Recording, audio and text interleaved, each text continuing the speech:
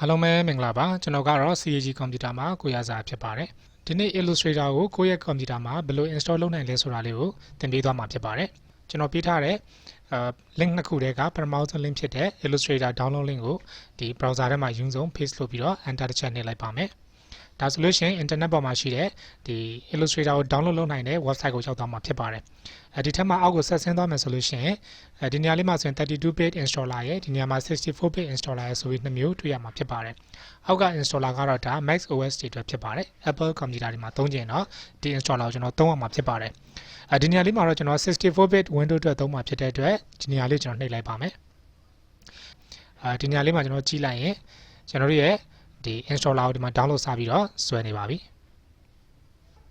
အဲ့တော့ download complete ဖြစ်သွားပြီဆိုလို့ရှိရင်တော့ folder တွေကိုတွားကြည့်ပါမယ် download လုပ်ထားတဲ့ folder ထဲမှာယခုလိုမျိုးဒီ zip file လေးတစ်ခုရရှိလာတော့တွေ့ရမှာပါဒီ file လေးကို right click နှိပ်လိုက်ပါမယ်ပြီးတော့ extract file လုပ်လိုက်ပါမယ်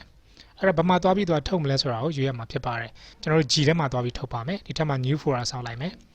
ဒါဆိုရင်ဒီမှာ new folder တစ်ခုပေါ်လာတာတွေ့ရမှာပါအဲ့တော့သူ့ရဲ့ဒီ zip file မှာရှိတဲ့နာမည်တိုင်းပဲထွက်လာတာဖြစ်ပါတယ်ဘာမှကျွန်တော်နာမည်ပေးစရာမလိုဘူး okay ပဲလုပ်လိုက်ပါမယ်ဒါဆိုရင်ဒီ folder လေးတွေကိုဒီဘက်က zip file ရဲ့ file တွေကိုဖြည့်ထည့်နေတာကိုတွေ့ရမှာဖြစ်ပါတယ်ဒီထဲကိုကျွန်တော်တို့သွားပါမယ်အဲ့တော့ဒီ folder ထဲမှာရှိတဲ့ဒီ setup.exe ဆိုတဲ့ file လေးကိုနှစ်ချက်နှိပ်ပါမယ် yes လုပ်ပါမယ်ဒါဆိုလို့ရှိရင် installer ဟာ install လုပ်ဖို့အတွက် generate စလုပ်နေပါပြီအဲ့တော့ကိုယ့်ရဲ့ computer မှာ internet ချိတ်ထားတယ်ဆိုလို့ရှိရင်ယခုလိုမျိုး sign in တောင်းမှာဖြစ်ပါတယ်ဒါကြောင့်မလို့ဒီလိုမျိုး installation မလုပ်ခင်မှာယူဆုံးကျွန်တော်တို့က internet ကိုပိတ်ထားပေးဖို့လိုပါတယ်ဒါကြောင့်ဒီ program ပြန်ပိတ်လိုက်မယ်ပြီးလို့ရှိရင်ကျွန်တော်တို့ internet ကိုခဏ disable လုပ်ထားလိုက်ပါမယ် internet ကိုခဏပိတ်ထားလိုက်ပြီးပြီဆိုရင်တော့ဒီ file လေးကိုနှစ်ချက်ဆက်တိုင်းပြန်နှိပ်ပါမယ်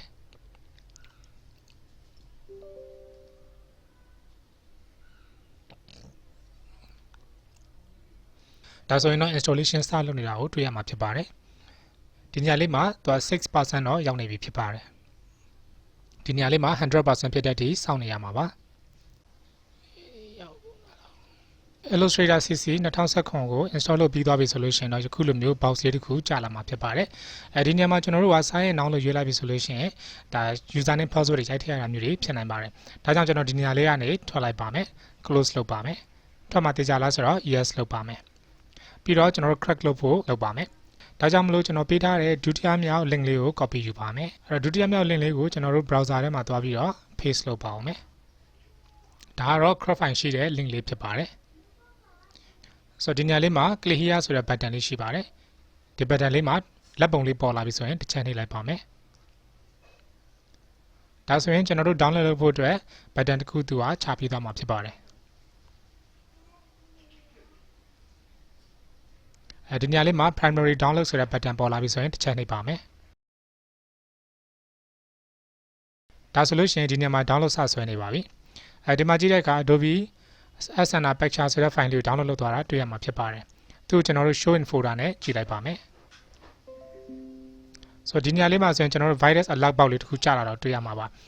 ဒီလိုကြာလာပြီဆိုလို့ရှိရင်အဲ့ဒီ alert box လေးကိုကျွန်တော်နှိပ်လိုက်ပြီဆိုလို့ရှိရင်ဒီ virus ရဲ့ setting တွေကိုကျွန်တော်ရောက်ရှိသွားမယ်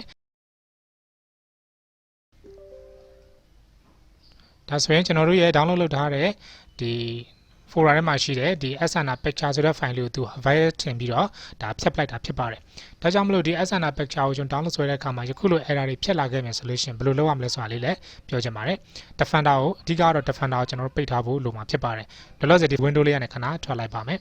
ပြီးတော့ window ရဲ့ start button နှိပ်လိုက်မယ်ဒီ start ထဲမှာဆိုရင်ဆက်သွားပုံစံနဲ့ setting ဆိုတဲ့ button လေးကိုတွေ့ရမှာပါအဲ့ဒီ button လေးကိုတစ်ချက်နှိပ်လိုက်မယ်ဒါဆိုရင်ယခုလို setting box လေးကြာလာမှာပါဒီထက်မှာ update and security တွေကိုသွားမယ်ဒီထက်မှာ Windows security တွေကိုသွားပါမယ်ဒီထက်မှာ virus threat protection တွေကိုဆက်သွားမယ်ဒီထက်ကနေအောက်နဲ့ဆင်းလိုက်တဲ့အခါဒီ virus threat protection setting မှာ manage setting ဆိုတော့ရွေးပါမယ်ဒီမှာရှိတဲ့ real time protection ဆိုတော့ပိတ်ထားလိုက်ပါမယ်ဒီတိုင်းပဲအောက်ကဒီ cloud deliver protection ကိုလည်းပိတ်ထားလိုက်မယ်ပြီးလို့ရှိရင်ခုနကကျွန်တော်တို့ SNR picture ကိုနောက်တစ်ခါ download ပြန်ဆွဲကြည့်ပါမယ်ဒါကြောင့် link လေးကိုပြန်ထည့်မယ်Control V ပြီးတော့ Enter ဆိုပထမကျွန်တော်တို့ picture တော့သုံးလို့မရတော့ဘူးဒုတိယတစ်ချိန်ထပ်ပြီးတော့ဆွဲရမှာဖြစ်ပါတယ်ဒါကြောင့် click here to start download ကိုနှိပ်မယ်အကယ်၍မိမိဆက်မှာခုနက Defender ကိုကြိုးပိတ်ထားခဲ့တဲ့ solution တော့ဒါမျိုးထပ်လုပ်စရာမလိုပါဘူးဒီနေရာလေးကိုနှိပ်လိုက်ပြီဆိုရင်ကျွန်တော်တို့ဒီမှာ download နောက်တစ်ခုထပ်ပြီးတော့ဆွဲသွားတော့တွေ့ရမှာပါ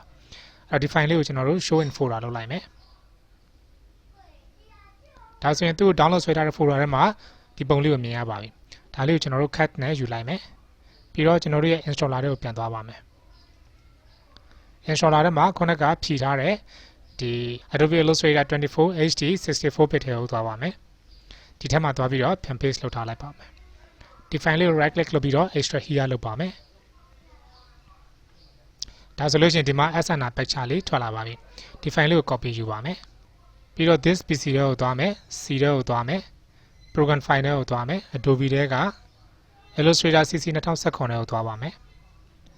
ဒီထဲက support file ထဲက content ထဲက window ထဲကိုသွားပါမယ်ဒါဆိုလို့ရှိရင်ကျွန်တော်တို့ Illustrator install လုပ်ထားတဲ့ folder တွေရောက်ရှိသွားပြီဖြစ်ပါတယ်ယခုသွားခဲ့တဲ့လမ်းကြောင်းဟာဒီ address bar မှာမြင်နေရပါတယ်ဒါဟာကျွန်တော်သွားခဲ့တဲ့လမ်းကြောင်းဖြစ်ပါတယ်ဒီတိုင်းလည်းတွေ့ရမှာဖြစ်ပါတယ်ဒီထဲမှာသွားပြီးတော့ခုနက SNR picture လေးကို paste လုပ်လိုက်ပါမယ်ဒီ file လေးရောက်လာပြီဆိုရင် file right click လုပ်ပြီးတော့ run as administrator လုပ်ပါမယ်